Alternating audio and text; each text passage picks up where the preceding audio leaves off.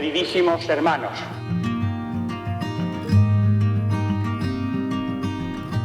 recordemos, porque es un hecho evidente, que la libertad humana no es solo poder hacer lo que se quiera en un momento dado, sino orientar las energías hacia una meta, hacia un bien.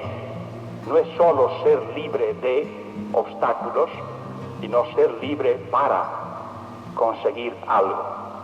No existe la libertad indeterminada, hacer lo que se nos ocurra, sin más, porque eso sería la peor de las esclavitudes. En todo caso, no somos dioses.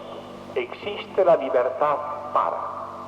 Por eso, la dimensión más positiva de la libertad no consiste solo en estar libre de presiones o de coacciones, sino en moverse libremente desde el interior de nosotros mismos, con espontaneidad y gusto. Y este movimiento supone por lo menos tres actitudes: la de buscar cuando no sabemos, cuando estamos desorientados; la de elegir cuando hay que tomar decisiones; y la de la fiel adhesión al bien que ya se ha elegido, porque no es cosa de renunciar a él una vez que se posee. Hay mucha gente superficial y frívola que estima que la libertad esté regulada por unas leyes morales es como una disminución de la misma libertad. Al contrario, es lo que hace posible o fácil que este movimiento de búsqueda, de elección, sea realizable. Podamos dirigirnos hacia algo en vez de dar vueltas estúpidamente alrededor de nosotros mismos, que esto sí que es esclavitud.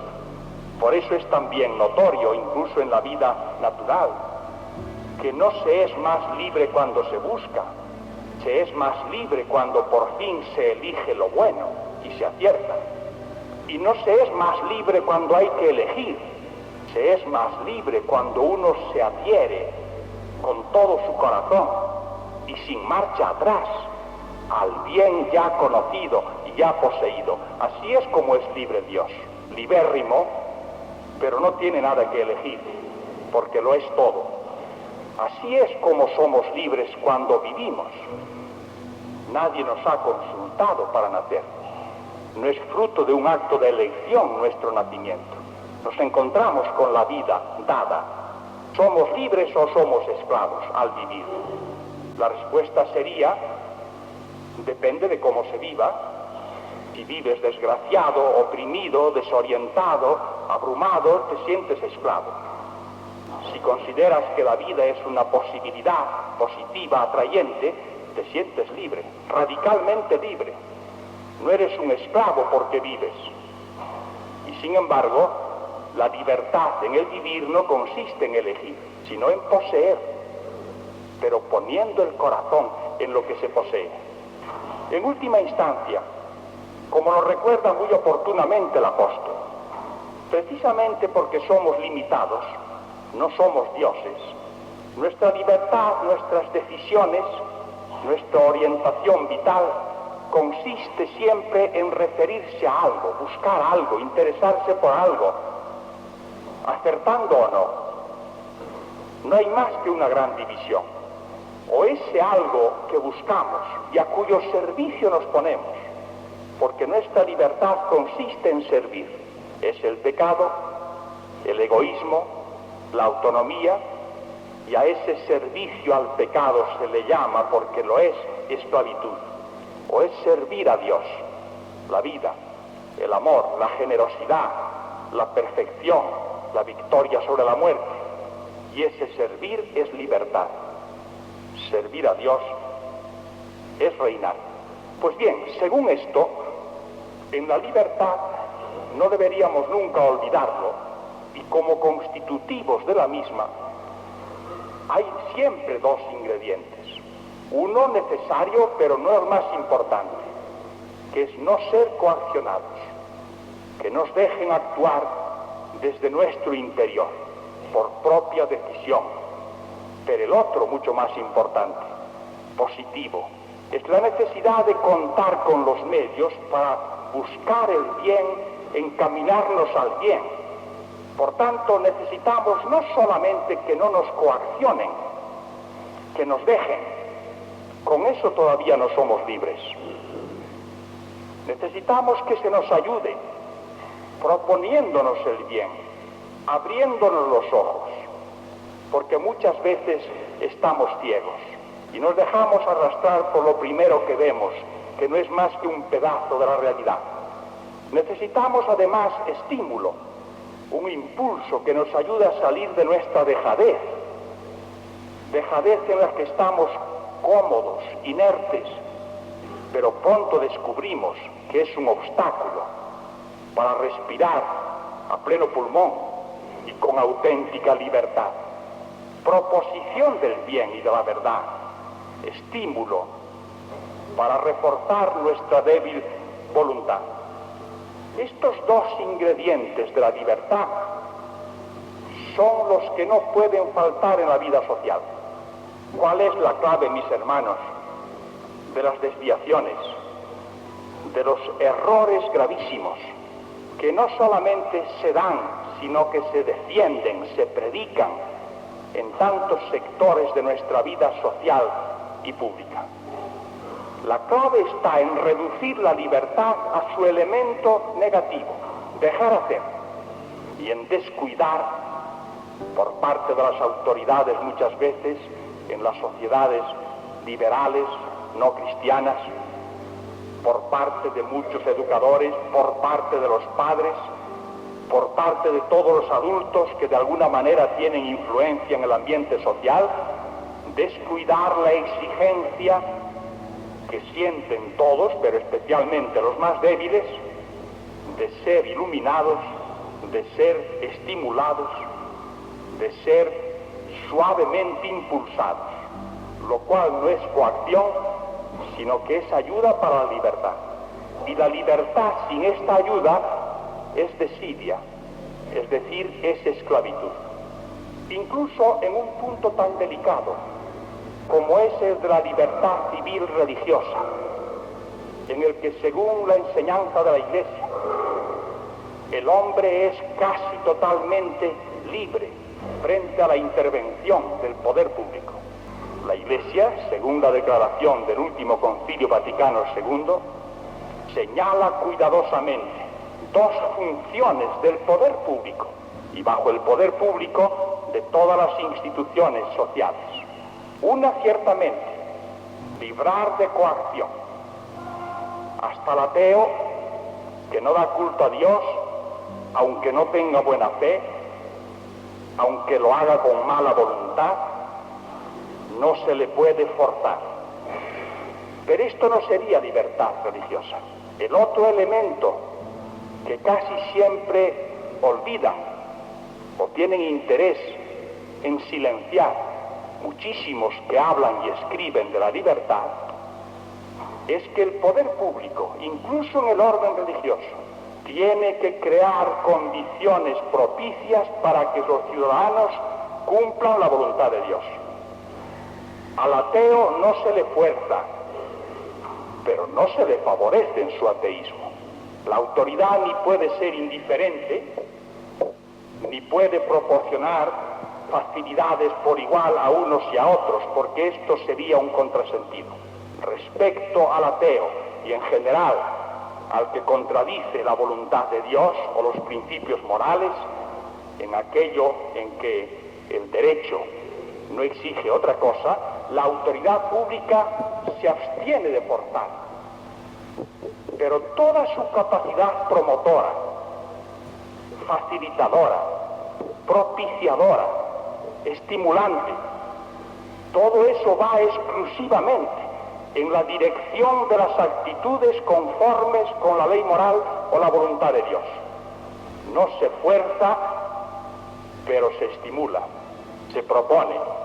Y por consiguiente, si hay agresiones indebidas que hacen irrespirable la atmósfera social desde el punto de vista moral y religioso, es deber de la sociedad y de la autoridad reprimir esas agresiones.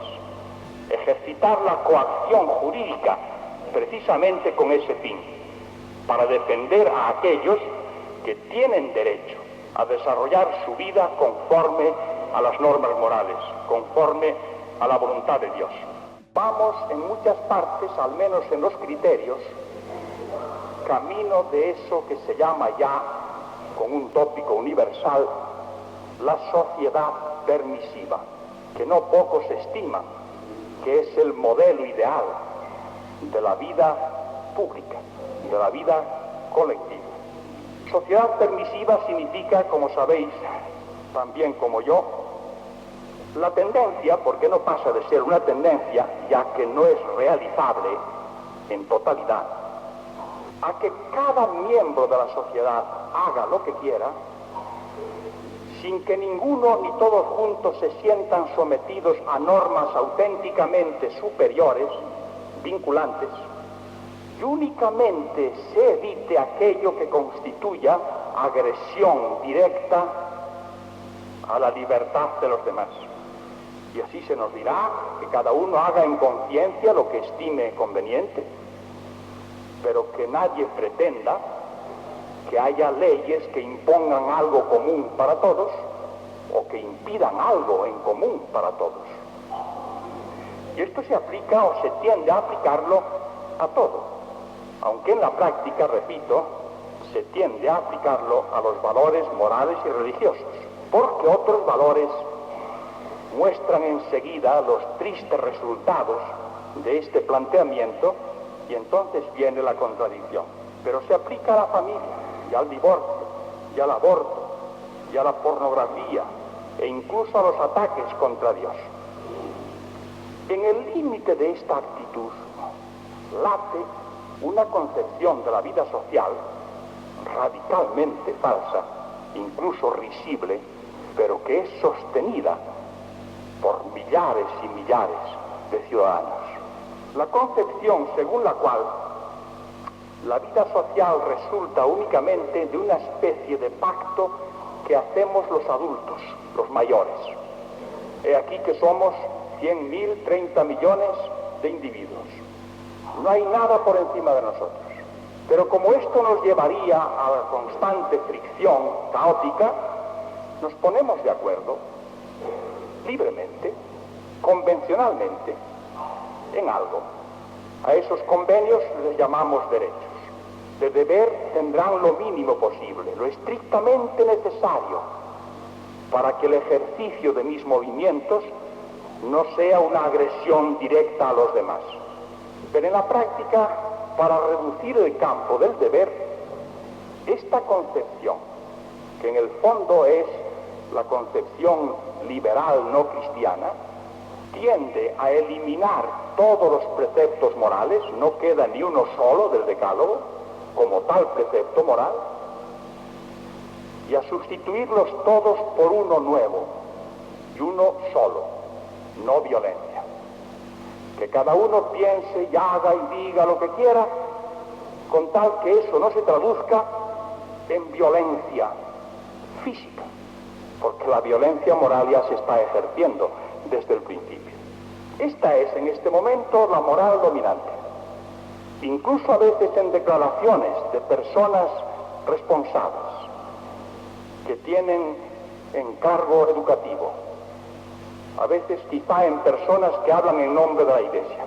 Si os fijáis, el único precepto moral que sale a flote después de leer muchos párrafos es: haced lo que queráis, menos violencia. Esta actitud, que supone de verdad la negación de la auténtica vida moral, del reconocimiento de unos valores que están de verdad por encima de nosotros y por encima de nuestros acuerdos, he dicho antes que es irrealizable, porque la moral no es caprichosa, que es la expresión de la misma realidad, y por eso no se la puede eludir tan fácilmente. Si no hay acatamiento a ciertos principios y valores que estén por encima de cada uno y por encima de nuestros pactos, la vida social es imposible. Y entonces surgen por todas partes las contradicciones. La primera contradicción es que en la vida social, quiérase o no, como no es fácil conseguir el consentimiento universal de todos, algún principio hay que imponer a los que no quieren. Y no vale decir que lo impone la mayoría a la minoría, porque eso no es serio. Si detrás de esto no hay un valor moral, eso no es más que un acto de fuerza. Pero es necesario, ciertamente. Alguien tiene que decir que los coches van por la derecha y no por la izquierda, o viceversa. Y no puede tener en cuenta la oposición de unos cuantos que opinan de otro modo, porque no se puede dar gusto a todos simultáneamente. Y entonces, al imponer estos criterios que exige la vida social, si no se hace por respeto auténtico a valores morales superiores, se hace arbitrariamente, o por la fuerza de mayorías, o por la fuerza de los que ocupan las palancas de mando, mayoría o no, acertando más o menos, pero en definitiva, con inestabilidad, con una dosis inmensa de arbitrariedad. Se ha rechazado la verdad objetiva, es decir, se ha rechazado la ley de Dios, y hemos entrado en contradicción con nosotros mismos.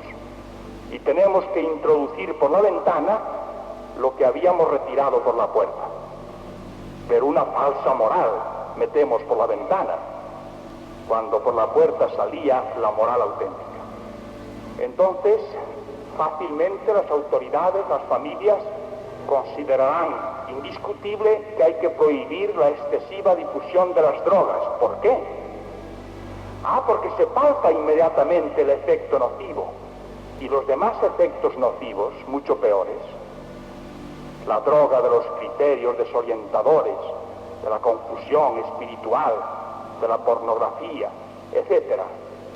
Como no se palpan de inmediato o no interesan, se miran con indiferencia, se las canoniza como una expresión de la libertad.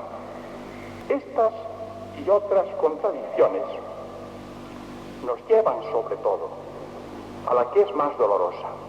En realidad, cuando no hay aplicación seria, coherente, formal, sin escapatorias y gozosa de verdaderos principios morales, y no queda más que ese pacto social, porque eso es, ponemos de acuerdo, más o menos, en respetar ciertas cosas, ha desaparecido la moral y la hemos sustituido por nuestra conveniencia egoísta.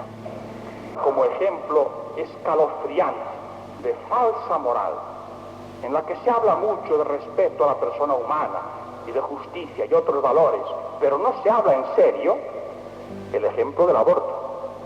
Es un ejemplo espeluznante. Cómo se llena la boca de todos los ciudadanos del mundo, hablando de lo intolerable que es la violencia, el asesinato, el disponer la vida de los demás, el torturarlos, la falta de respeto a su dignidad personal, etc. Qué pena da muchas veces tener que escuchar esta fraseología, porque huele a distancia, a insinceridad.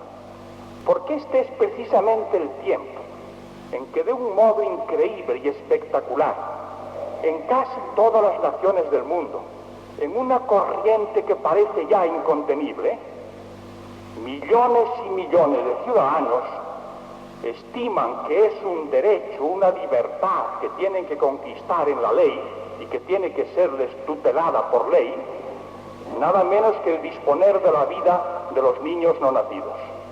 Las razones podrán ser las que quieran. En definitiva, siempre se trata de la conveniencia más o menos importante de un adulto o de una adulta.